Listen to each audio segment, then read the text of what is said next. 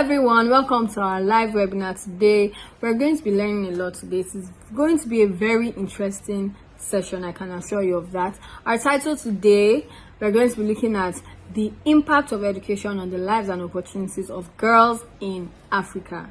As you can see, it's a very, very interesting topic, and I'm sure that you are going to enjoy. Today, I have someone very important here that is going to be sharing her insights on this topic with us. Her name is Miss Temitope. Hello.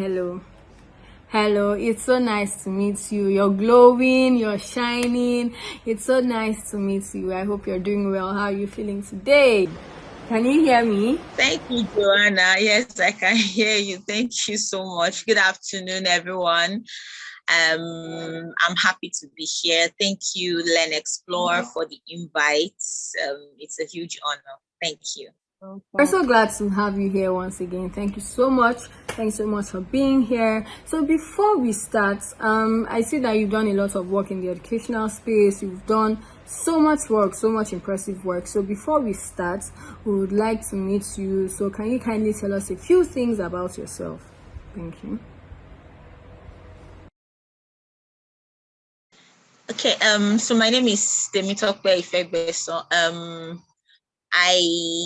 I didn't plan to be in education, but apparently yes, I didn't plan to be in education. I didn't study education. Maybe I should put it that way. But I think I studied communication and language arts at the University of Ibadan. However, I think that the fact that I almost missed out on education is one of the things that make education super important to me. During my youth service, I was posted to a private school, and my work with those kids was what actually ignited my love for the classroom and for a couple of other things. And after youth service, I got my first job, was a property firm. And I just saw that I kept on daydreaming about the kids that I taught, that I worked with in Katsina. And eventually I had to leave that space and went back into education. The funny thing about that was that I was, earning so well on that job. Being the first job, I mean, it was like I was on this pedestal. And then the first school I taught in, I went so low. But the thing is, I really didn't mind. I have grown from that, and it's just been a beautiful journey so far. Yeah, I think that's about it with education. Maybe as we go on, we will understand where I come from and in terms of what I'm doing now with education and gender advocacy. I'm sure as we talk on, we'll get to know all of this. So you mentioned that you almost missed out on education. So please, do you mind sharing that story with us, how that happened and how you're able to, it's how you finally had access to education? Yes. Yeah. Sure. Okay. My dad, God rest his soul, was a traditionalist, and would rather educate the boys than have girls go to school. I don't know. And my mom, at some point they split and all of that. And of course, my mom also not being educated, not being financially literate. So we struggled a lot. There was a lot of poverty going on and everything attached to it, living in a slum, rough areas and all of that. Okay, at one point, my mom worked at a private school as one of the janitors, and I wasn't going to school, and she had taken me to school with her, to her workplace with her, because sometimes she was often uncomfortable about leaving us at home because our area was very rough. We grew up in Bariga. We're born and bred in the in Bariga. So sometimes the area could be rough and everything. So sometimes she would just take us to work. So I was just under the staircase where she kept her work tools, and the owner of the school walked by and must have just noticed me and asked what I was doing there. I mean, I couldn't even speak English, I remember. And but I managed to communicate that my mom told me to wait there and all of that. I'm like, why are you not in school? Well, I'm told I didn't go to school and stuff. And that was how she enrolled me into that school on scholarship. Wow. And that was my access, my ticket into being educated, being literate, and into what I have and what I am today. Yeah. Wow. That's a very interesting story and a very inspiring one, honestly. And I think it really relates to the topic that we're looking at today, because we are going to be hearing from someone that, you almost missed out on education, and then now we can actually see the impact that education has had on your life. I'm very excited, and I know that I am going to be learning a lot. I've come prepared with my books and my pen, and I know that it's going to be a very insightful and interesting session, and I look forward to hearing from you. Thank you once again for being here. And well, would you like to give us a brief intro into the topic? Yeah. Yes, I would love to. Like I stated briefly earlier, my drive, for gender advocacy, and I mean under that, girls' education and anything that has to do with the girl child and the women folk, came from my experiences, right? They were firstly experiential for me before they became something that I began to, read about or learn about and all of that.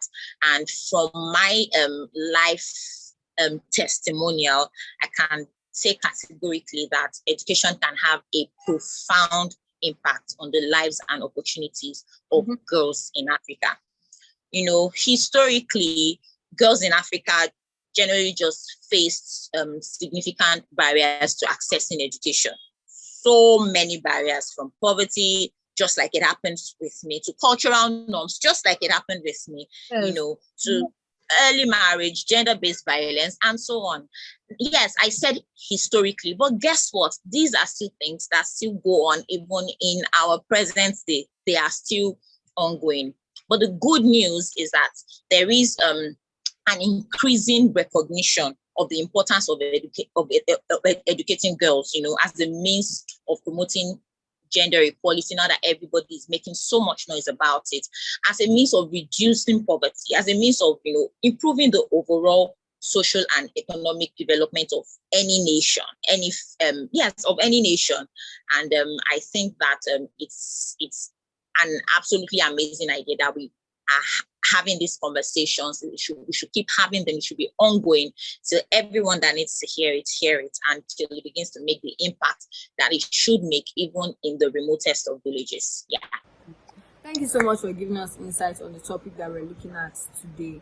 I just want to mention that we just recently celebrated International Women's Day, and these are some of the things that we fight for. Because the girl child, aside common factors like poverty that makes children to be out of school, that makes them to stay away from school.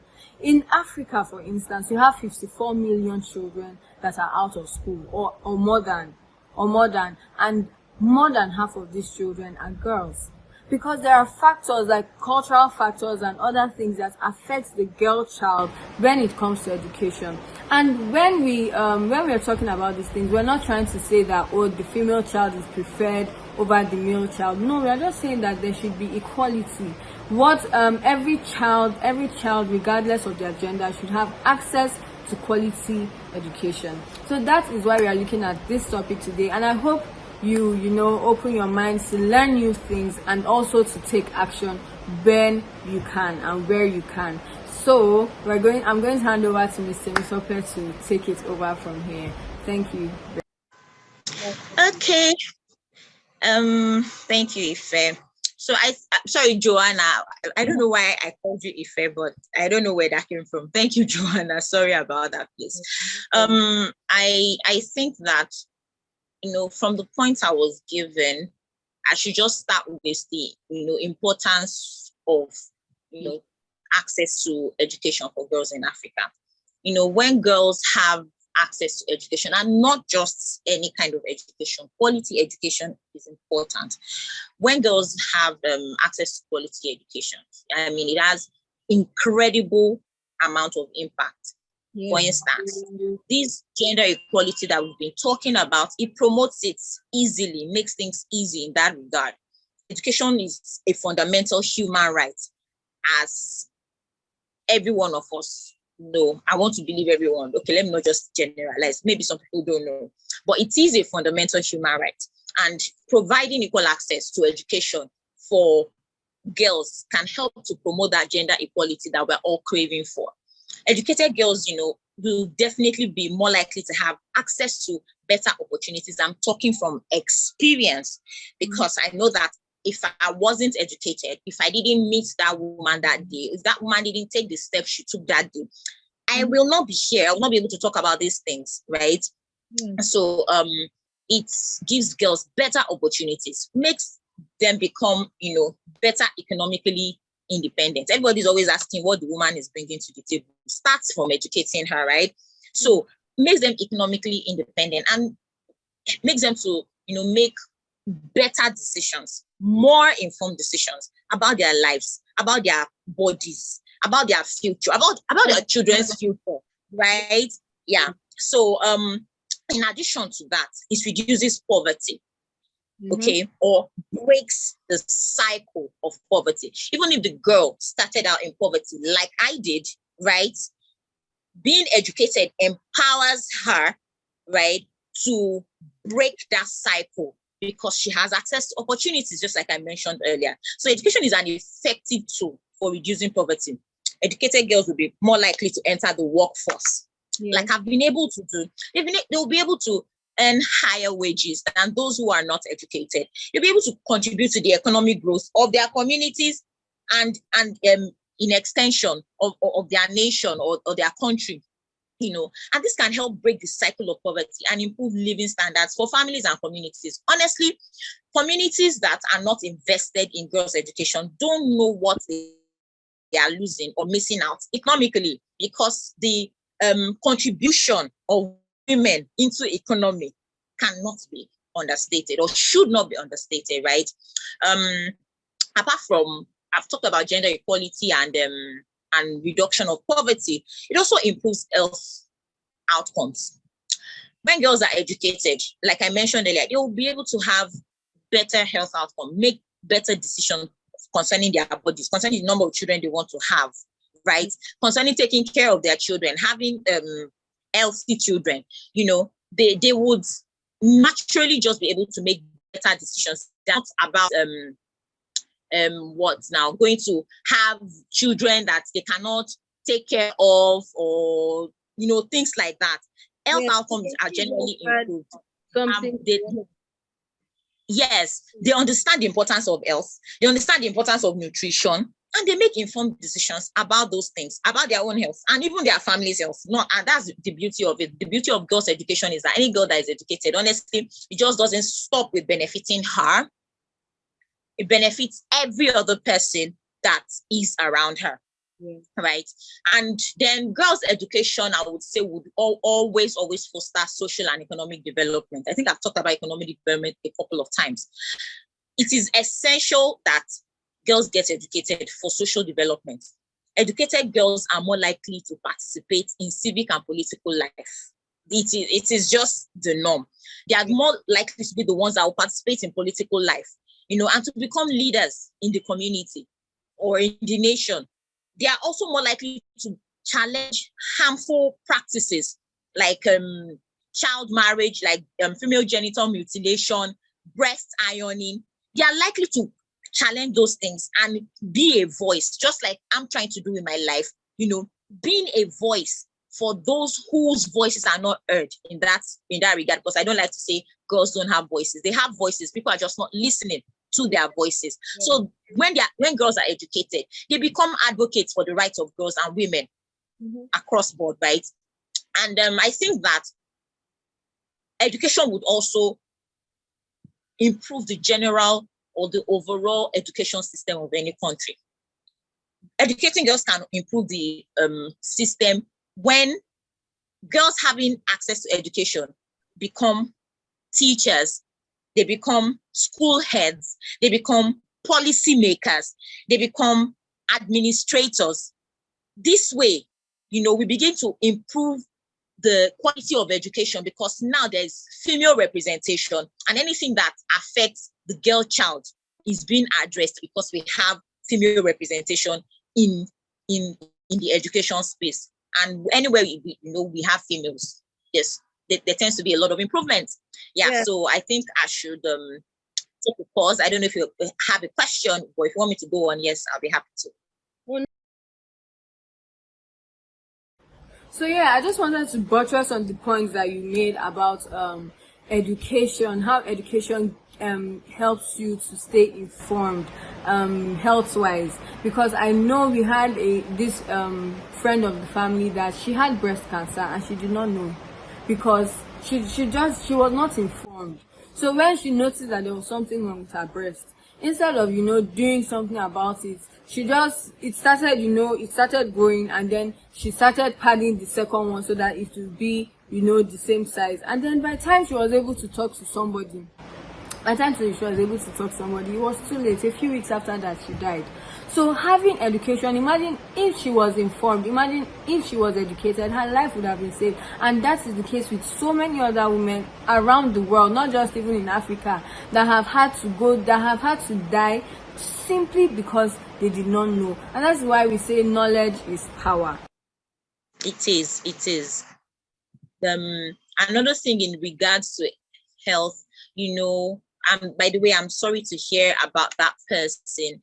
Another thing that education empowers girls to do, when it's if you see it, it's the people that are not educated that tend to have 6, 7, 10 children. When I worked with Teach for Nigeria, there was this family in Ogun State.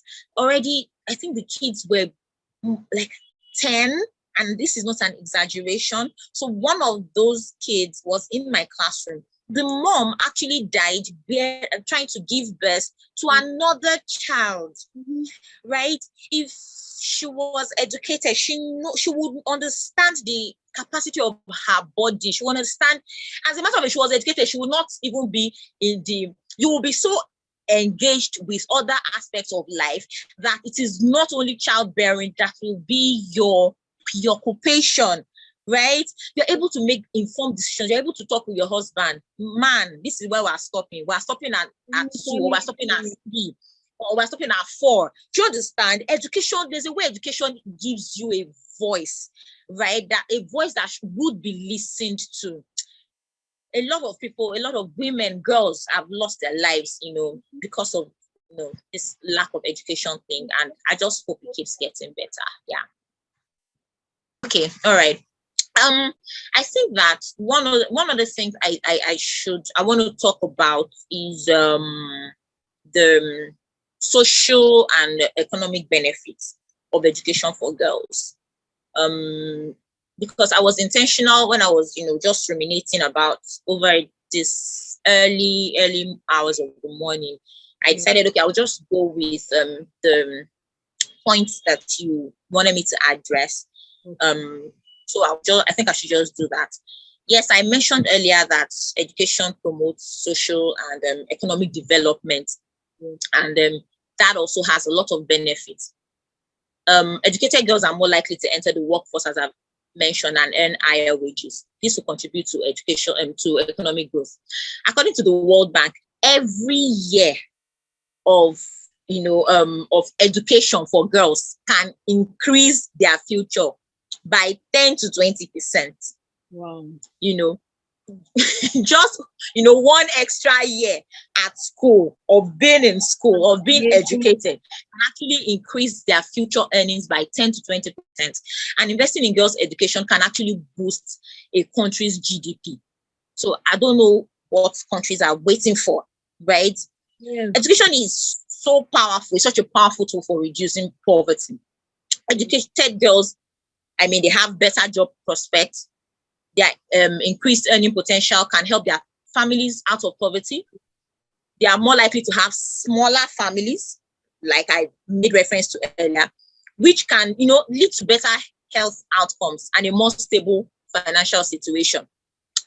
Educated girls are more likely to have better outcomes in their health for both them and themselves. I think I've mentioned all of this because, they're likely to delay marriage, they're likely to delay childbirth, and this can lead to better maternal and child health outcomes.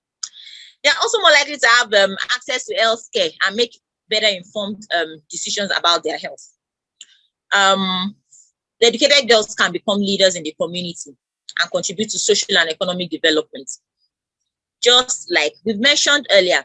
So as we're reiterating these things, I hope that people are listening and are making decisions in their hearts that my girl, even if I'm starting from my own little corner, my girl child will not, be marginalized, because you're doing her injustice, doing your family injustice, doing your community injustice, and overall the nation injustice. Yeah. Now, I think I should move on to the challenges that girls, face. Yeah. Why? What are the problems? What is going on that, okay, girls can't even have access to this education that we're talking about, right? When it comes to education, girls in Africa have a lot of challenges accessing, because some people argument that there is education, it's just for them to push them and let them go to school. But there's a lot more, some of these systems, like we always say, is some of these issues are systemic.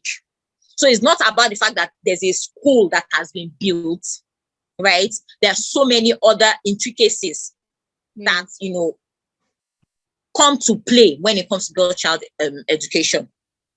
Poverty is number one. It is super key, right? It was what was going to impede me from going to school at all. It's one of the main barriers to education for girls in Africa.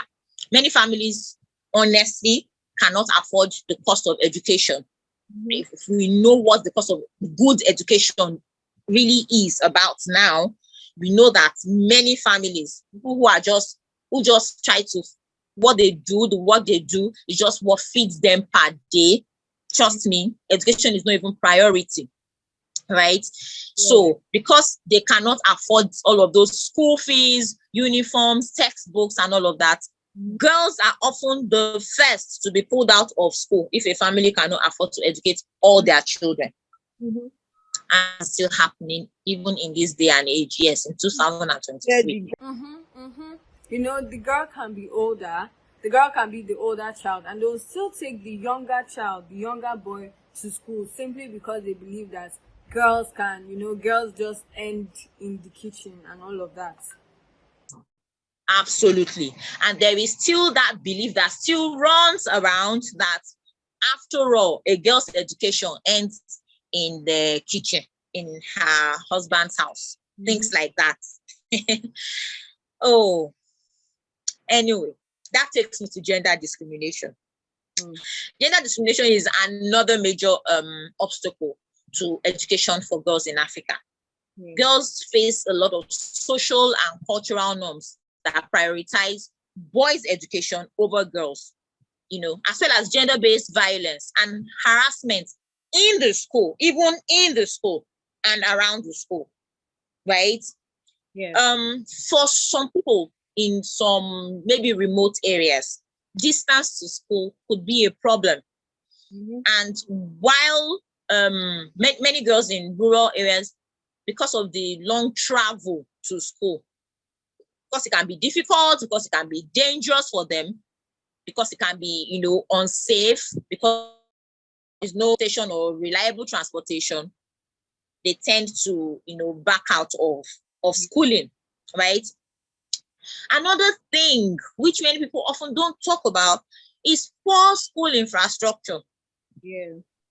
Many schools in Africa are not built to be, what's the word now? Inclusive. They're not built to be inclusive. They lack nature. For instance, a girl who would be, maybe she's on a period, for instance, knows that there is no privacy. There is nowhere for her to engage hygienically in a menstruation. Where there's no privacy for her. The bathrooms are not clean. That's if there's bathrooms. So that's if the school has toilets. The school doesn't have water and all of those things. Those times they will just prefer to stay at home because it feels a lot more safer for them, right? So all of this infrastructure, including classrooms and sanitation facilities, can make it difficult for girls to stay in school and even to learn. Right? So another challenge to education for girls is early marriage and pregnancy. Early marriage is a major reason why girls, of course, once you are married, once you're okay, I had an experience when I was in Katsina. One of my students, Asmao, didn't just come to school anymore. And I was wondering why. And I didn't know why. I thought, because it was a private school, I thought it might be school fees issues, until some of the girls confided in me that Asmao they gotten married. She was in GSS 2. How? Apparently, her father owed someone. Her father had taken a financial loan from someone, couldn't pay back. I heard the man, I don't know how to, but I heard the man actually did extend the time for him to pay back, but he still couldn't pay back at that time. And Asma was handed to this man in exchange. Yes, this happened in my classroom. This wasn't a story that I was told. This happened in the classroom that I taught. Right? That girl automatically, and this was a bright, smart girl, like super inquisitive girl, always wondering about things, about life and stuff, about where I came from, about how we did things and all of that. Very inquisitive. And that was, her education was, cut short. We can link that to poverty. We can link that to what? Irresponsible parenting and all of that. Sorry, I was bumped off for a bit. Yeah. Can you hear me? Yeah, I can. Okay. Sorry, that was my internet connection. Sorry. So I was talking about Asma, and I said that that circumstance, we could link it to poverty, we could link it to irresponsible parenting, because why didn't you give the male child to maybe work for this man? Exactly. Even though that would still boil down to child abuse, child labor and stuff. But if you have older boys, why weren't they the ones you gave out to? Well, it's always easy to do these things to the girls because a lot of significance isn't placed on the girl child. So that cuts that girl's ambitions and everything short. So pregnancy as well. Yes, we see that girls, I don't want to go into the nitty-gritty of girls getting pregnant, but once that pregnancy has occurred, we don't have a system where we integrate the girls back into school, either with their pregnancy or after their childbirth, right? I don't see any reason why let's say a 16-year-old boy impregnated a 15-year-old girl. The boy continues school, the girl stays at home. The stigmatization has to be addressed and has to stop. If it can't be particularly stopped directly to say, oh, the girl must continue to be in school with the other children, then there should be a school for pregnant girls. Yeah. I know that my boss and mentor worked in that kind of school in New York, right? Where, girls that were pregnant, girls that had children were allowed to continue their schooling, right? So that's something that I wish could come into the society. I was also that also happens to me but not as a secondary school student. I was in the university already. And I had to drop out, had my baby. But then I had tasted of education. You know how education is like a light. Once it is kindled in your spirit and it is something that sits down well in your spirit, no, you won't just settle for less, right? So I didn't start university with University of Ibadan or at University of Ibadan, right? I was initially in Olabisi Onabanjo University, dropped out in my third year, right? Had my baby, and then picked myself up because I just knew that I wasn't just going to be all this, just sit at home and just be wasting life and purpose. Basically, it was, you know, when they say something is hungry you, the things I knew of education, the things that I already had aspirations. Everything was burning like fire in me. I went back to school. No, but I didn't have a mentor. I didn't have anybody talking to me. I didn't have anybody advising me. I didn't have any body sponsoring me or anything. But it was already, you know, ingrained in me that I was made for more. I had seen what I could do, you know, that I was made for much more. And then I went back to school. My son was 2 at that time, and I went back to school. So if every girl had that opportunity, apart from personal resilience, if we can make the system available, that opportunity available, that you had a baby, you didn't commit a crime, right? Get educated so that the life of that child too would be better, right? I mean, I think it would really be a really good thing for girls. So no girl should drop out of school or be forced to drop out of school simply because they got pregnant. Yeah, I think that I was talking about the challenges, right? Yeah, so those are some of the challenges I know for education. I think another challenge is crisis. Now that I'm thinking about Sudan, is conflict and crisis. Places that have conflict and crisis. I mean, no, girls are obviously not going to school. And don't forget that in the midst of this crisis, girls are often targeted by, you know, opposition for raping and all of that. We hear all of these things, you know, during wars and all of that, maybe tribal wars and everything, when they're one tribe, just as a way to punish the other tribe or to say, okay, we have power over you. They're targeting their girls, their women, and raping them to death, and some that don't carry them away and all of those kind of things, right?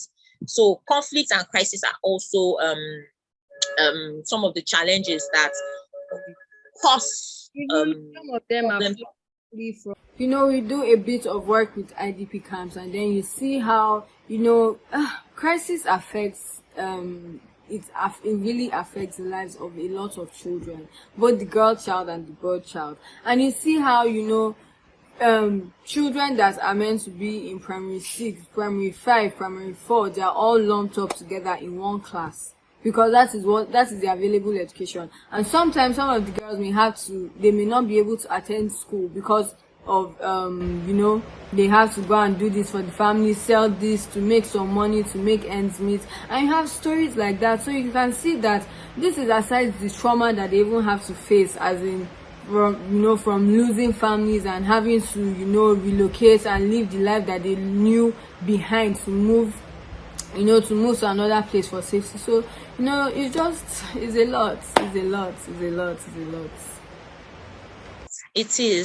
is a lot.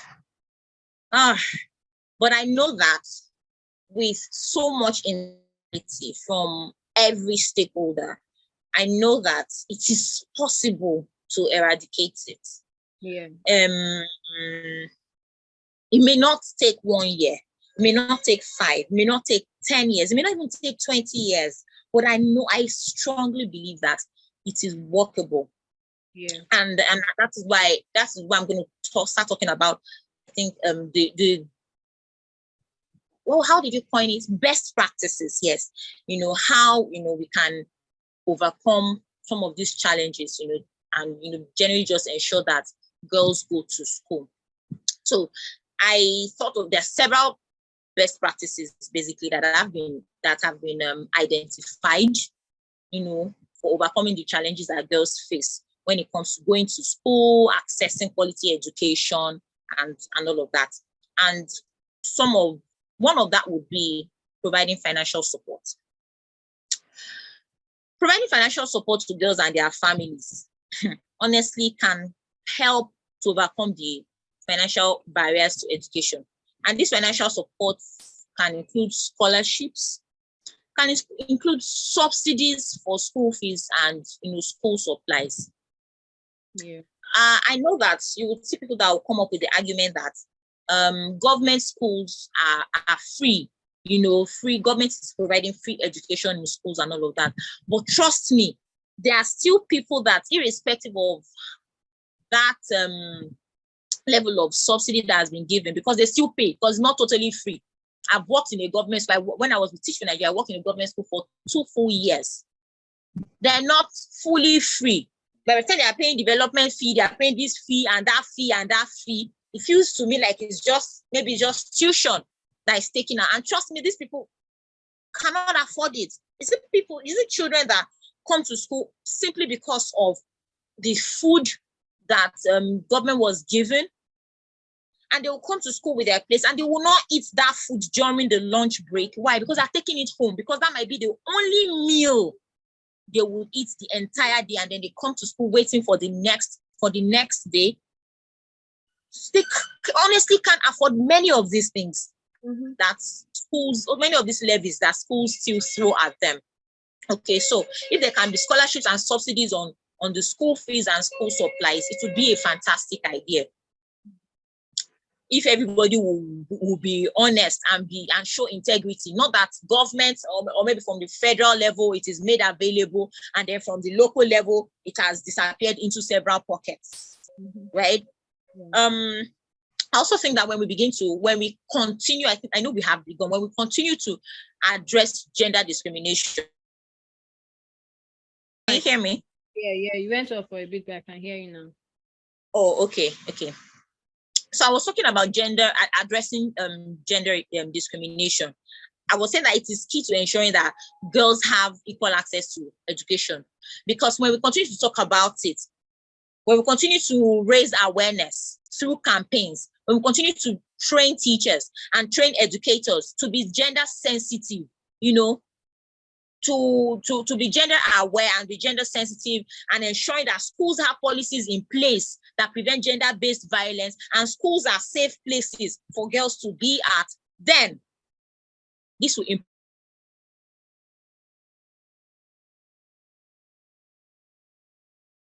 the chances of. You paused for a bit. Can you hear me now? Yeah. I know that my internet is fluctuating. So I will say that this will improve the chances of girls, for girls to go to school and be educated. Another best practice would be improving school infrastructure. I mentioned earlier, talking about creating safe spaces, conducive learning environments for girls to learn would be amazing. Renovating classrooms, providing safe and hygienic sanitation facilities, which is super key. I mean, I see girls 5 days of their period, they are not going to come to school those times. You will just know why. Because the schools don't have those hygienic sanitation facilities. All of those things can actually, just improving school infrastructure can improve girls' education. Addressing distance to school for those in remote places. If there can be a range of strategies, like, letting there be reliable transportation, maybe that are subsidized, or school buses for those local communities. Building schools closer to communities. Don't even build school far away from residential places of these people, right? Build schools closer to these communities, or basically implementing distance learning programs. I don't know how, but there's things that we can just begin to think about as a way of addressing this distance to schools. Another thing is addressing early marriage and pregnancy, like we've talked about before. If we can continue our community campaigns, our community mobilization, and provide this support for girls who are pregnant, I think it will go a long way in helping them to continue their education. If you don't want them to be immersed with that's pregnant girls, I don't want them to be immersed with the other children, right? In case it might have some kind of influence, which I don't know on them. please let us have a school or something, a system in place that ensures that makes room for their continued education while they're pregnant, right? Yeah, so I think those are best practices by which we can ensure that girls keep going to school. You had another question for me about how education can empower girls, something like that. Do you think we've touched on it at all, so that I don't we have waste time? Yes, how education can empower We girls. have, okay. Yes, their communities and beyond. Yeah, so okay, so we can just move on, but I can just still touch a little bit about it, that because it provides skills and knowledge, right, which are essential for leadership. Girls, because they're educated, they develop critical thinking, they develop problem solving, they develop communication, they develop decision-making skills, right? They develop confidence. Their confidence is, built. They develop a voice by which they are able to challenge gender norms. They have access to networks and resources, of other people that are educated, people that can mentor them, people that can serve as role models to them, places where they can intern, places where they can, get job placements and all of those things. Do you understand? And, generally positive changes are just created, when girls are educated, because they begin to act as agents of those positive changes that they want to see in their communities and beyond. And of course, the girls that are educated are more likely to advocate for social justice, for human rights, for sustainable development than the ones, that are not. So I think that's some of the ways that girls can be empowered to become leaders in their communities and even beyond their communities. Is there anything I've not touched? Okay, we've not looked at the role of technology, how technology improves access to education for girls in Africa. Oh, yes, that. Thank you. Technology, we know that is not a joke in this day and age for the present of work and the future of work. But people just only focus on the future of work. But they've been telling us future of work in the past couple of years. Now we're in the present of it. And then there's, of course, there's still the future of it. You know that for anybody that wants to have a place, right, they must be technologically inclined. So technology can play an important role in improving access to education for girls. For instance, I was talking earlier about distance learning. Technology can actually be used to provide distance learning opportunities, which can help to overcome the barrier of distance to school. It's only as long as we're intentional, it is possible, right? In those remote areas. I'm so sorry about that. I had to just switch to another internet provider.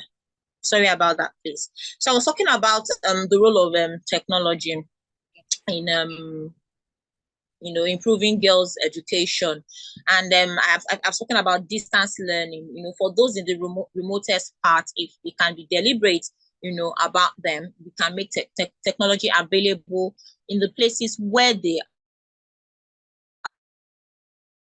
on sort of video conferencing, radio schooling, or any other, kind of digital platform. I think that this will help to mitigate the barriers of distance going to school.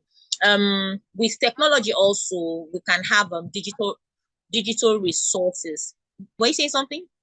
Oh yeah, I wanted to mention that through from COVID, a lot of countries have seen certain organizations, certain ed tech companies that are from radio to SMS to WhatsApp schooling. And I think it's just so interesting to see, really, it doesn't have to be the normal, on the web. There's also at Learnxplore, we provide online learning, but for certain in certain places that we know that internet connectivity is an issue, we preload tablets for them, and we make sure it's tablets that have long life battery so that they can charge it if electricity is an issue for them, they can charge it, and then they have access to pre-downloaded content for them, so they can still learn, Yes. and then over time you come back and then you update it. So I think it's a great thing to know that edtech companies are actually going that direction, trying to improve, trying to Yeah. bring tech, because everybody, like the general public, an average person now has access to education. They can easily go online to learn, but taking education technology to people in the remote areas, I think that is what matters most at this, trying to improve Yeah. access to education for girls. Yes, thank you. Thank you so much for pointing that out, Joanna. I think that COVID did do one good thing for us, right? I remember when I was with Teach Nigeria, we all started as fellows, we all started to, look for ways by which we could ensure that our kids, the kids we were working with in those villages and rural communities, that they continued schooling somehow, despite the fact that we could not reach them physically. Right. And I remember I first of all started with WhatsApp.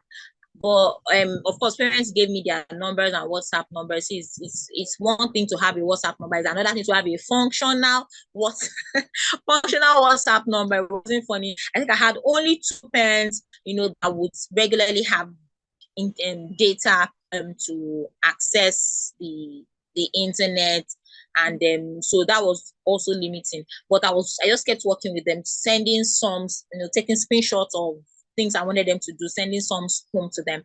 But for some, I was just doing SMS. Honestly, you don't want to believe how I was typing these SMSs. If, for instance, want to do 34 plus 34, something like that, I'll type 3, now put space, space, space, space, put, now type 4, now come down, enter, now type another 3, now put space, space, space. Now, that was what I was doing. And I was sending this home to several parents.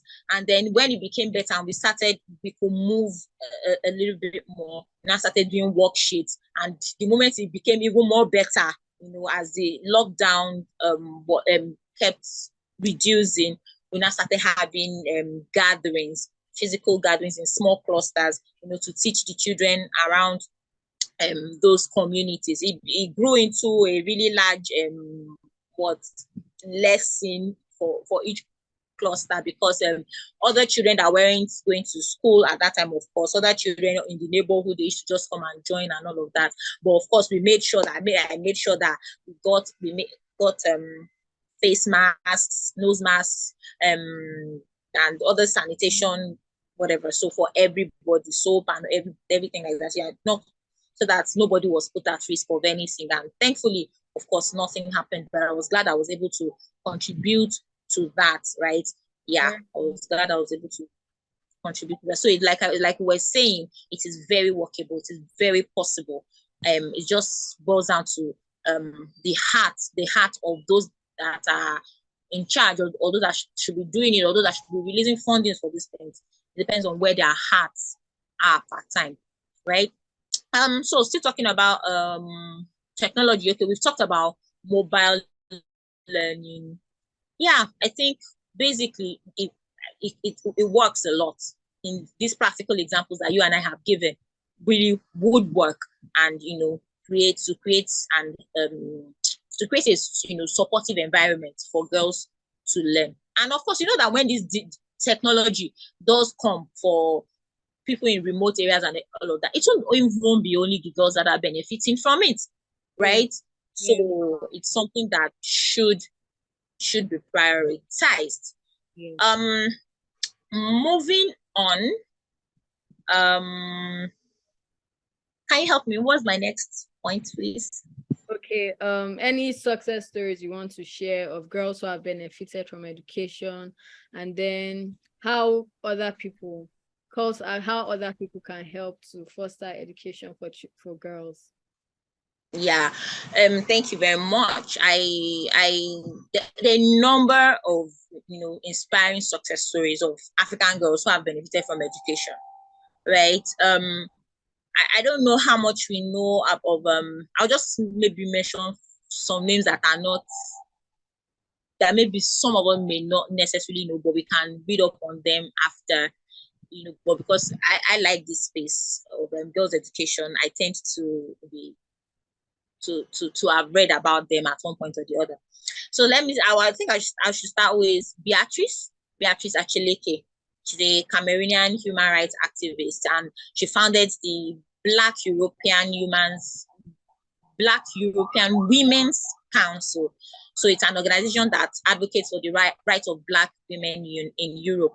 And what they do is to just promote gender equality and women's rights in Africa.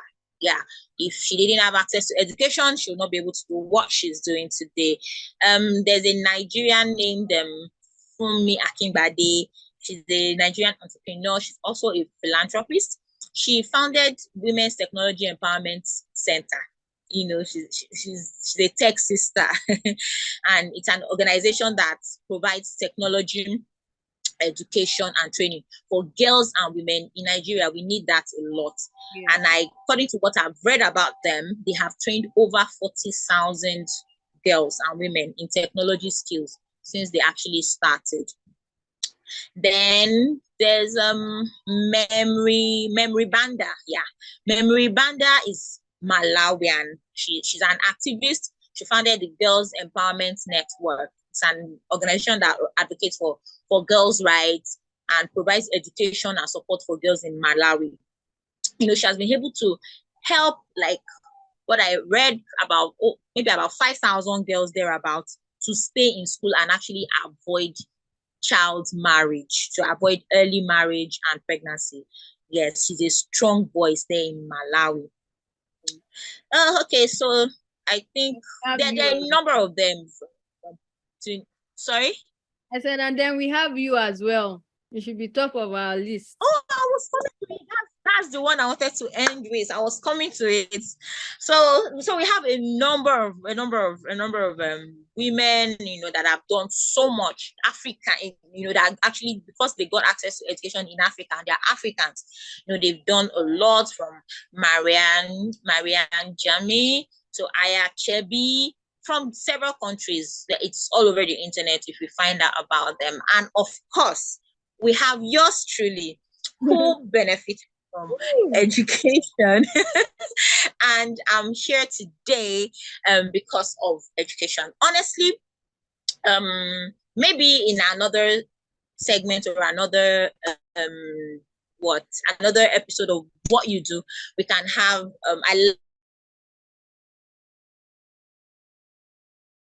Hello. Sorry, you're cracking.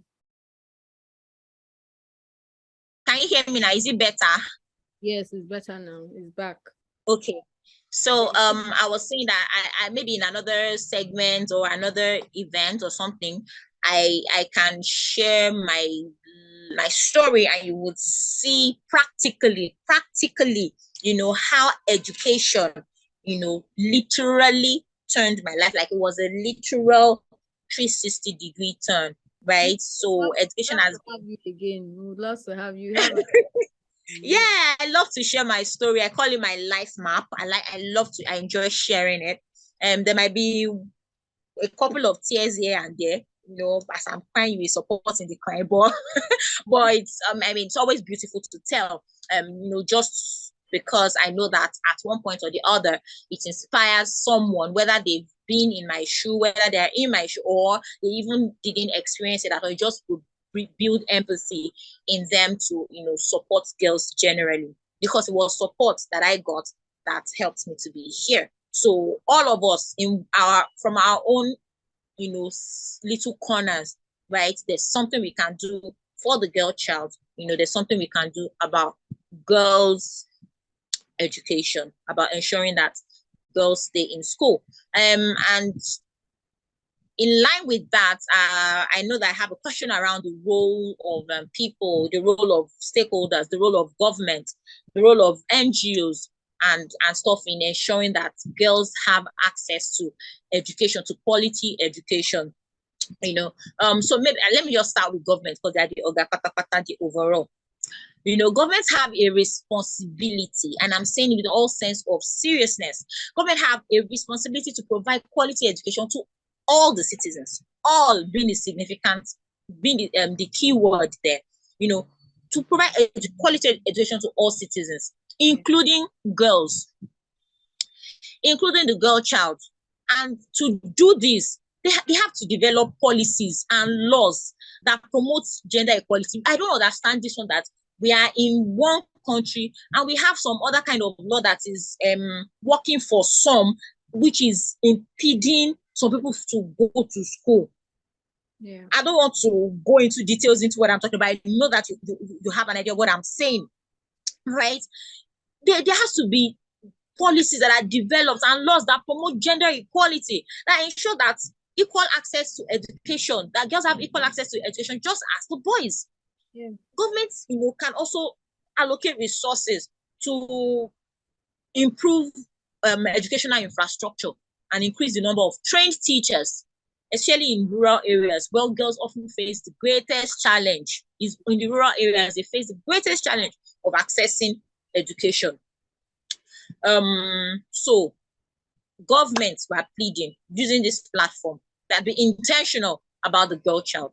Now, government is a system, is made up of people that make up the system. We beseech you by the mercies of God that please be intentional. Whatever you think for your own girl, your own daughter, please think about these other girls that are in these rural communities in that same way. And as you will not hold back the money that they're supposed to use to get access to education, you won't hold it from them, you won't withhold it from them. Please don't withhold these monies from these children, from these girls. NGOs already are doing so much. I've mentioned Teach for Nigeria about twice or thrice, and it's actually an NGO that I worked with. Okay. NGOs play an important role in promoting education for girls in Africa. They often, provide funding, resources, training, teacher training, a lot of support programs that just so as to increase education for girls. NGOs can also work with communities and schools to address cultural and social barriers. We know that no matter how much some NGOs do, if we don't break some of the cultural barriers, some of the traditional thinking that people still have, the girls' education ends in the school, or in the kitchen, and all those things. Mm-hmm. If we don't, work on the minds of parents, of communities, we may not be able to break those norms. So NGOs, I believe, can come in this area to, address these things that prevent girls from going to school. They can also, provide data. I know they're already doing it. We're just making a case for continued doing, right? So they can also provide things like mentorship programs. I work with an NGO that mentors girls. So I'm a girl child mentor.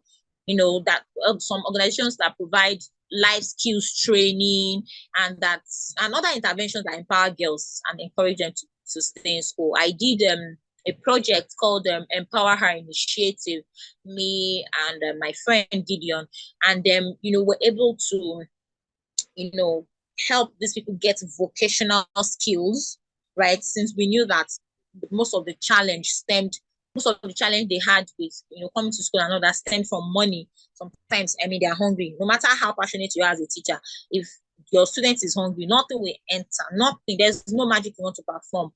You get. So they don't have books, they don't have this, they don't have that. And, I was taking care of many of those things for my stipend, and it wasn't sustainable. And my fellowship was only just 2 years. And I just thought one day, after 2 years, what if I leave and the fellow that comes to take over from me that's not his own idea or her own idea of impact, right? So we had to come up with Empower Her Initiative, where we were now able to provide vocational training skills, financial literacy training, and we're giving interest-free loans, micro grants, just so that these people can improve their income, have second sources of income for some of those that already had something that we're doing, all in a bid to ensure that their children continued to go to school, right? So I believe that if NGOs can continue in this path, then we can empower girls, empower their mothers, and generally encourage them to stay in school. Then there is the private sector. I know that some of them do it as their corporate social responsibility. We're also using this platform to ask that they do more. They can play a huge role in promoting education for girls in Africa. Companies can support education programs through their CSR initiatives, as I've mentioned, through sponsorships. Another form of philanthropy. Yes, scholarships. They can also provide job opportunities and mentorship programs for girls and women. And this can help them to break down their cultural and social barriers, those things that impede them from getting educated. If I had a company, for instance, I can decide that I want to pick people that, schools in rural communities, or the brightest of the brightest among them, and, engage them in my organization. So that way I'm not even limiting their access. The way all these football clubs do it, that they have their academy, and then they can bring in some of those players from the academy into the main team, right? Yes, I believe that if private organizations can begin that, you're sponsoring children in a particular community, and then you bring them after they've completed their education, you also still bring them into your organization, providing job opportunities for them. I know a certain organization, an international organization, that does that here in Nigeria. It would be a fantastic thing. Then civil societies and civil society organizations, that's what they're called. All those ones like women's group, all those community-based organizations, they also have a super important role to play, in promoting education for girls in Africa. They can help with the advocacy. Because they are community-based, they can help with their advocacy. They can work with community leaders, to address all of these cultural and social barriers. They can provide support directly to families, and even girls themselves. They can give scholarships, mentorships, vocational training, life skill training, and so on, right? And I think, in summary, when we promote education for girls in Africa, everybody doing their own bits from their own little corners, everybody from their own sphere of influence doing their own bits, as we all make that coordinated effort, government, NGO, private sector, individuals, civil society, everybody working together, then we can create an enabling environment that supports girls' education and empowers them to reach their full potential. Even if it is as basic as, paying for a child's common entrance exam, helping them with books, they need sanitary pad, you're helping them, anything that can just be in the way of their education, you're just sorting it out from your own little corner. I think that the world will just be a better place for it. Yeah. Yes. Thank you so much. We've exceeded our time by a couple of minutes, but I could come here and just listen and listen and listen to you speak. It has been such a wonderful session. I have learned so much. I have all my journals. I have learned. It has been a very amazing one, and you have such an inspiring story. I can't wait to talk to you about it again and hear the full thing and hear all the details. I'm so grateful once again. And thank you. Particular that I've picked out is the one on infrastructure, sorry, because I came across it recently.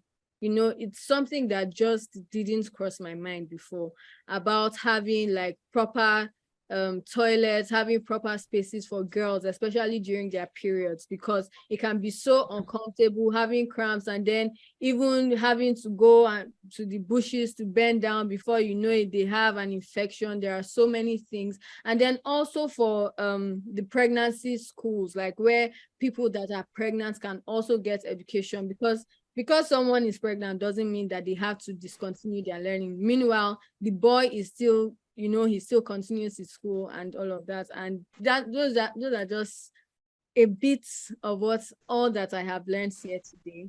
And I am so grateful. I've learned so much. It has been a pleasure. Thank you so much. I really appreciate it. Thank you too. Thank you so much. Thank you so much, Joanna. Thank you, Learnxplore. I appreciate the opportunity and the platform you've given me today. It's a huge privilege. I enjoy talking about these things, and thank you. Thank you for thinking I'm worth being on your platform to have this discussion. I hope that today we have inspired people and to take actions in this regard. And thank you for the action you are taking. It is an action you're taking, to spread this awareness. Yes, thank you. God bless you all. God bless your organization. Thank you so much for your kind words. Thank you very much. And it's been a very wonderful session, and I hope everyone here has learned something new. Everyone seeing this video, watching it, whenever I come across it, I hope that you are able to take some points from this session and implement it and take action when and where you can. Thank you so much for coming to our webinar today on the impact of education on the lives and opportunities of girls in Africa. We hope you've learned a lot, and see you in our next video. Thank you so much and have a wonderful day. Thank you.